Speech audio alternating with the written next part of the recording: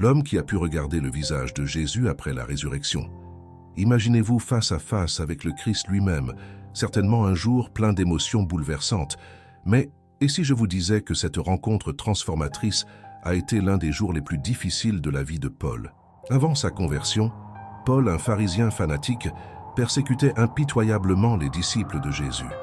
Jusqu'à ce que, sur une route isolée en direction de Damas, l'inattendu se produise. Une lumière éblouissante du ciel l'entoure, et il entend une voix retentissante. C'était Jésus ressuscité posant une question frappante. « Paul, pourquoi me persécutes-tu » Paul, ne sachant pas à qui il parle, répond avec crainte. « Qui es-tu, Seigneur » Le choc qui suivra changera toute sa vision du monde. L'homme qui pensait avoir vaincu le Nazaréen découvre qu'il est vivant, glorifié à la droite de Dieu. À partir de ce moment, sa trajectoire est transformée de manière inimaginable. Paul comprend que persécuter les disciples de Jésus est comme frapper le Seigneur lui-même. Des témoins confus et un protagoniste aveugle est affamé composant cet épisode intrigant. Le véritable voyage ne fait que commencer pour le pharisien orgueilleux, qui est maintenant conduit à l'aveugle vers Damas. Que réserve donc l'avenir à cet homme qui a trouvé la lumière dans l'endroit le plus surprenant? Découvrez le dénouement de cette puissante histoire qui souligne l'un des points les plus forts et énigmatiques de la Bible, la transformation radicale d'un persécuteur en apôtre. Aveugle pendant 3 jours, pendant ce temps il ne mange ni boit rien. Acte 9, versets 10 à 14, rapporte qu'il y avait un disciple à Damas nommé Ananias, et le Seigneur lui dit en vision, « Ananias ». Et Ananias répondit, « Me voici, Seigneur ». Alors le Seigneur lui dit, « Lève-toi, va dans la rue appelée Droite, et cherche dans la maison de Judas un homme de Tarse nommé Paul. Car il prit et a eu une vision d'un homme nommé Ananias, venant et posant ses mains sur lui pour qu'il retrouve la vue. Mais Ananias répond, « Seigneur, j'ai entendu parler de cet homme, et du mal qu'il a fait à tes saints à Jérusalem. Et ici, il a autorité de la part des grands prêtres pour arrêter tous ceux qui invoquent ton nom. » On peut facilement imaginer l'impact de cette nouvelle sur les chrétiens vivant à Damas. Ils savaient que Paul était en chemin pour les capturer. Ils avaient prié pour une intervention divine. Et peut-être même avaient-ils osé prier pour la conversion de Saul. Mais maintenant, ils apprennent que le persécuteur le plus implacable s'est converti à la foi chrétienne. Cela semble incroyable. Mais le Seigneur dit à Ananias, « Va, car c'est un instrument que j'ai choisi pour porter mon nom devant les païens, les rois et le peuple d'Israël. Je lui montrerai combien il doit souffrir pour ma cause. » Le Seigneur a de merveilleux plans pour Paul. Il l'a choisi comme un instrument pour porter son nom aux païens, aux rois et au peuple d'Israël. Cependant, Paul connaîtra également de grandes souffrances au nom du Seigneur. Paul a été appelé à être un apôtre des païens, mais prêchera aussi à son propre peuple, subissant de graves persécutions.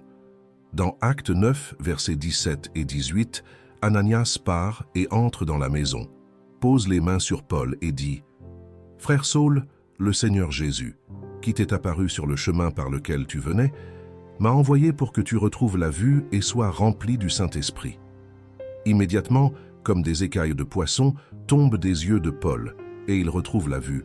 Il se lève et est baptisé. Ananias a montré une pleine communion avec le nouveau converti, le traitant comme un frère, et expliquant le but de sa visite.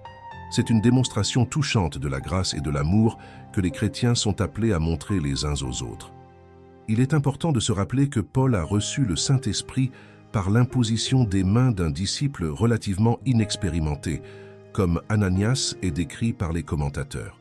Les marques qui ont prouvé la conversion de Paul sont: premièrement, il a rencontré le Seigneur et entendu sa voix. Il a reçu une révélation divine qui l'a convaincu et l'a transformé en un chercheur humble et en un disciple dévoué.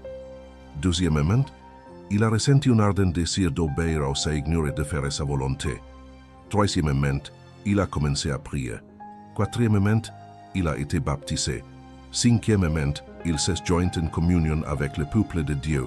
Sixièmement, il a commencé à témoigner puissamment.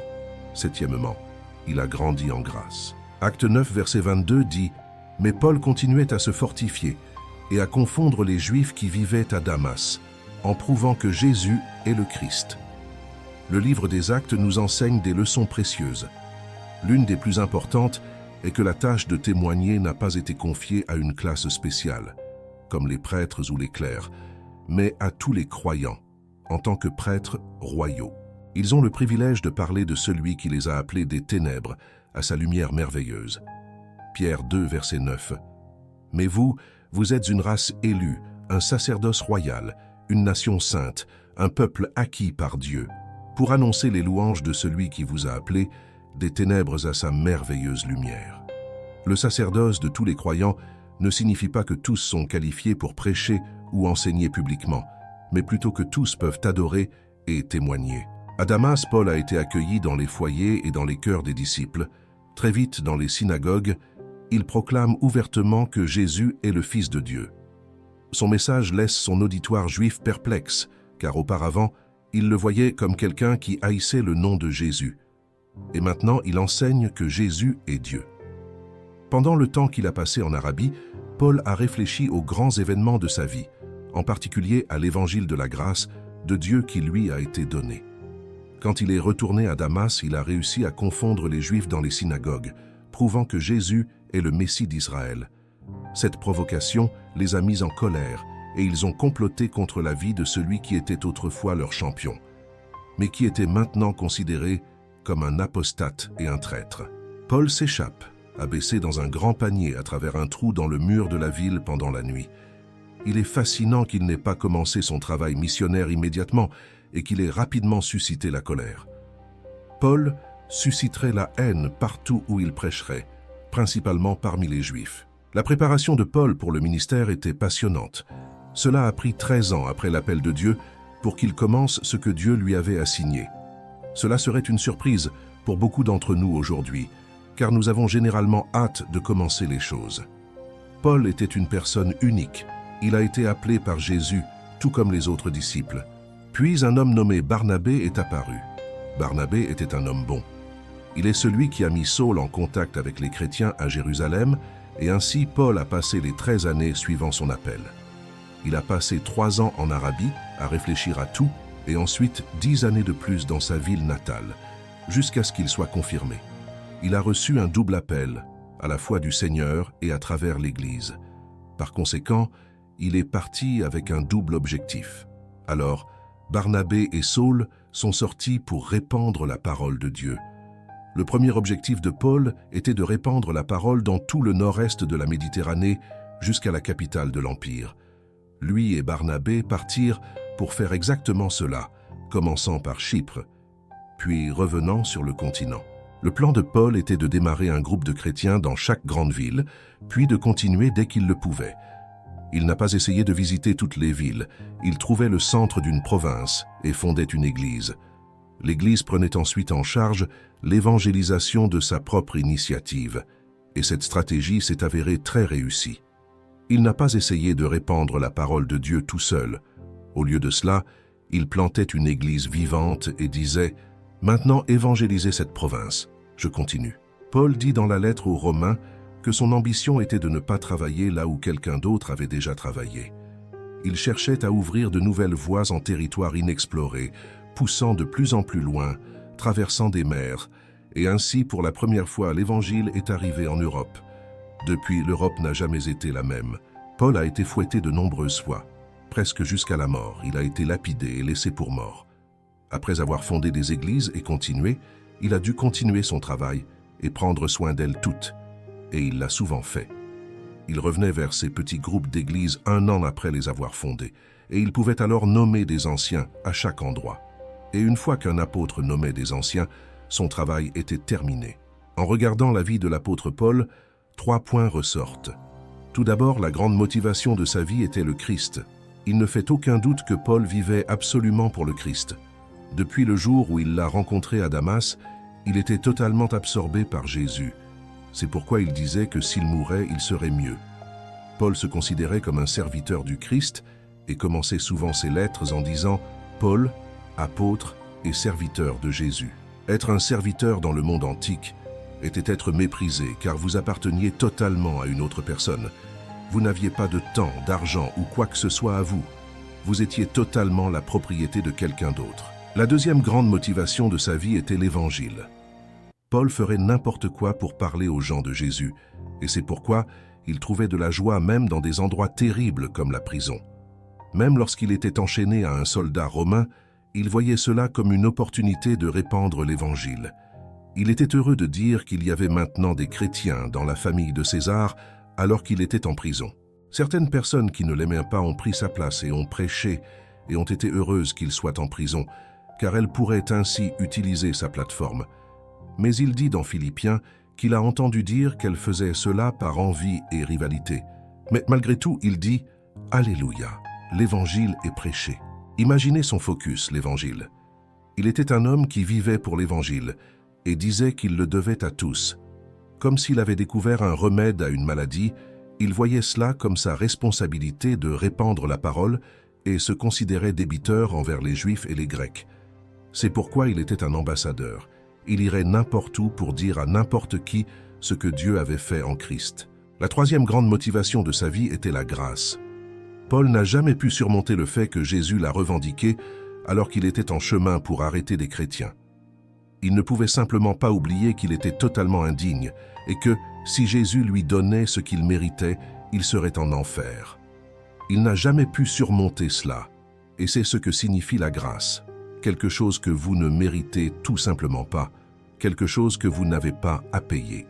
Tout cela est résumé dans un verset de Romains, où Paul dit que, pendant que nous étions ennemis, le Christ est mort pour nous. Et bien sûr, cela était aussi vrai pour lui. Il était un ennemi, utilisant toute son énergie pour lutter contre le Christ. Et le Christ a dit « Je vais t'utiliser, tu seras l'un des miens ». Cette grâce pour lui était une raison de gratitude, et on peut voir que la raison de la gratitude était derrière une grande partie du travail de cet homme.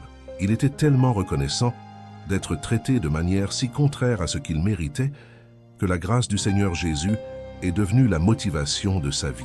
Ces trois choses étaient les plus importantes dans la vie de Paul: le Christ, l'Évangile et la pure grâce de Dieu. Un tiers du Nouveau Testament est écrit par lui ou sur lui.